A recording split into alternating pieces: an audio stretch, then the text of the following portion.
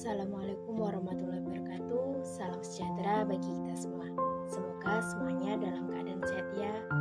Perkenalkan, saya Vita Purwantias, mahasiswi Tadris Ilmu Pengetahuan Sosial UIN Sayyid Ali Rahmatullah Tuhan.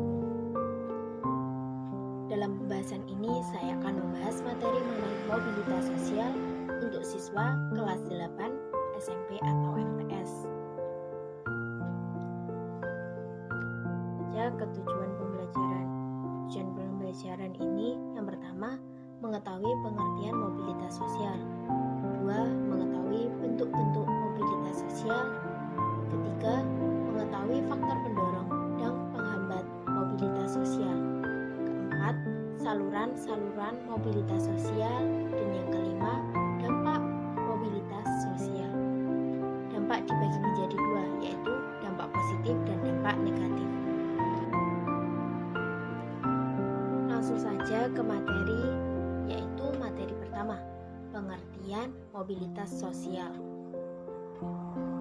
Mobilitas sosial berasal dari bahasa Latin, yaitu mobilis, yang berarti mudah dipindahkan atau banyak bergerak dari satu tempat ke tempat yang lainnya. Kata sosial mengandung makna seseorang atau sekelompok warga dalam kelompok sosial. Mobilitas sosial adalah perpindahan posisi seorang atau sekelompok orang dari lapisan yang satu ke lapisan yang lainnya. Seperti contohnya, yaitu seseorang yang pensiun pegawai rendahan salah satu departemen beralih pekerjaan menjadi seorang pengusaha. Seorang anak pengusaha ingin mengikuti jejak seorang ayahnya, tetapi ia memilih usaha lain dan ia menjadi jatuh miskin. Mobilitas sosial dapat berupa pergerakan ke atas ataupun dapat berupa pergerakan ke bawah.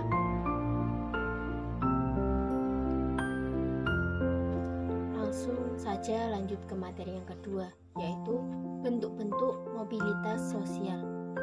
Berdasarkan tipenya, mobilitas sosial dibagi menjadi tiga, yaitu mobilitas sosial vertikal, mobilitas sosial horizontal, dan mobilitas sosial lateral. Mobilitas sosial vertikal adalah mobilitas, yaitu perpindahan status yang dialami seseorang atau sekelompok pada lapisan sosial yang berbeda.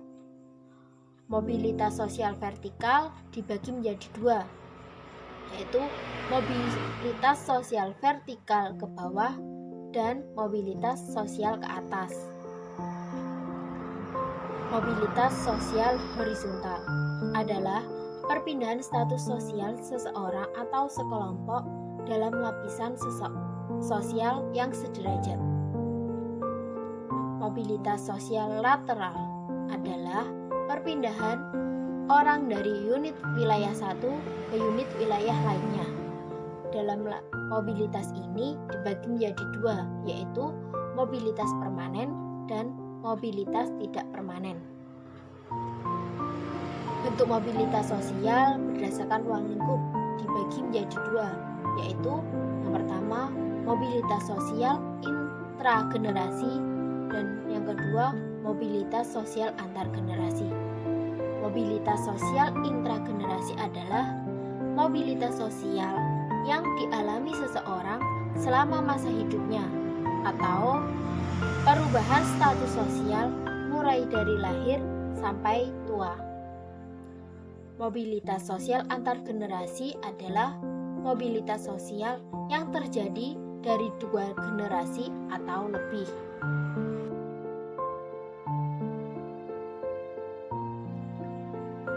Materi ketiga adalah faktor pendorong mobilitas sosial.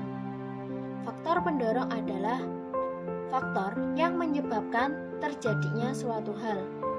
Adapun faktor pendorong terjadinya mobilitas sosial adalah yang pertama, faktor struktural, kedua, faktor individu, ketiga, status sosial, keempat, keadaan ekonomi, kelima, situasi politik, keenam, kependudukan atau demografi.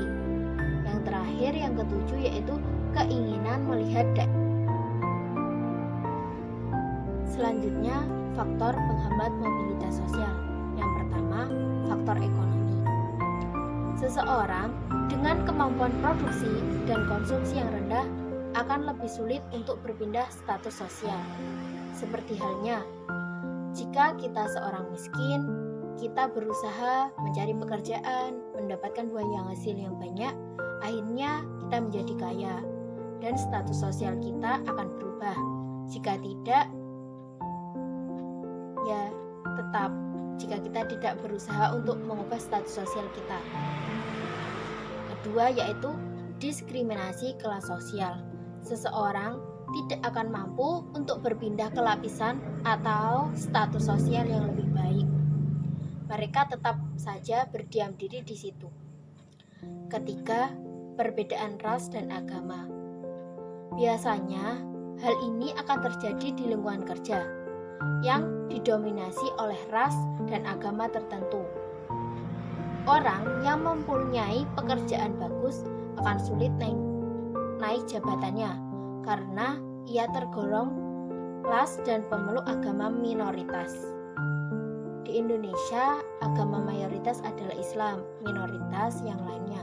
Padahal Indonesia Bhinneka Tunggal Ika, memiliki berbagai macam suku dan budaya, agamanya juga banyak. Yang keempat, perbedaan jenis kelamin. Dalam struktur masyarakat, perempuan umumnya dipandang lebih lemah daripada laki-laki, sehingga hal tersebut membuat perempuan untuk mendapatkan sosial yang lebih tinggi itu dipersulit. Materi selanjutnya, saluran-saluran mobilitas sosial. Menurut Asharokin, dibagi menjadi banyak. Yang pertama, anggota bersenjata.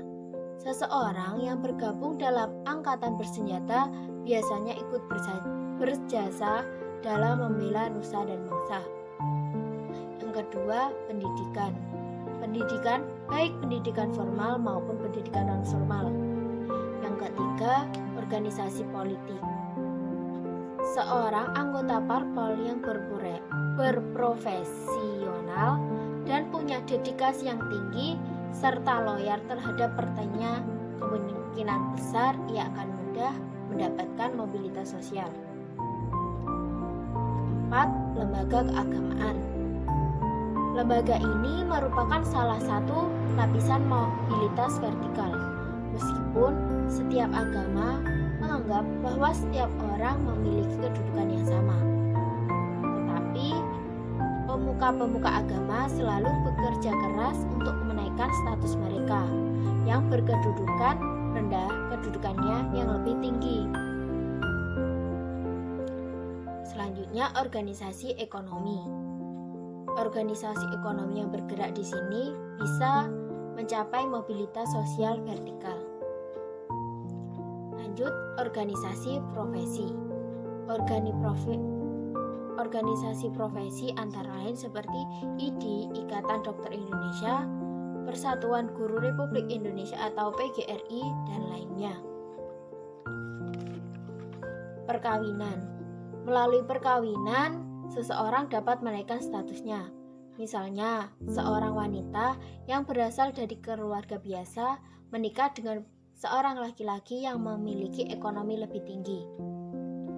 Terakhir, organisasi keolahragaan.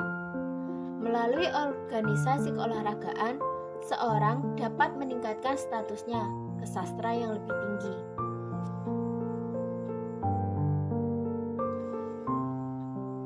Materi terakhir yaitu dampak positif dan dampak negatif mobilitas sosial. Pertama, dampak positif. 1. Mendorong seseorang untuk lebih maju.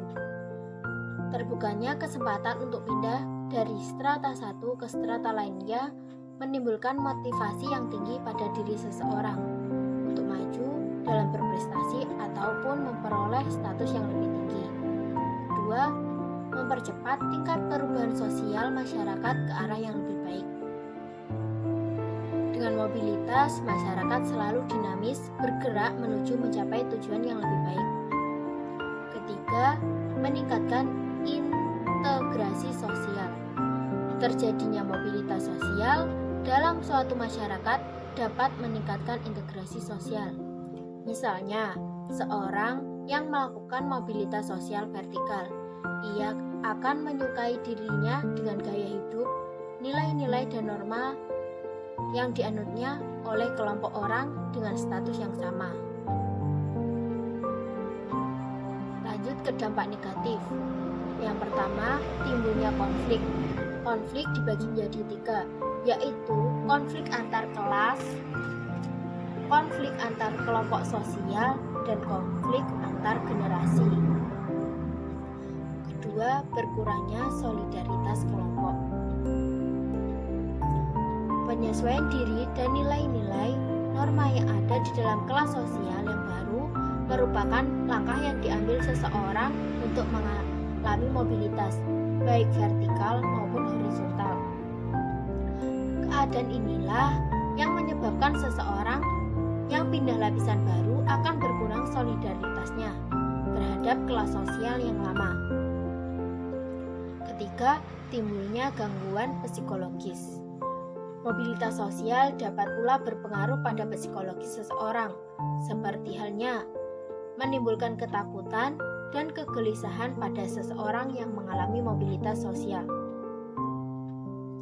Adanya gangguan psikologis bila seseorang turun dari jabatannya.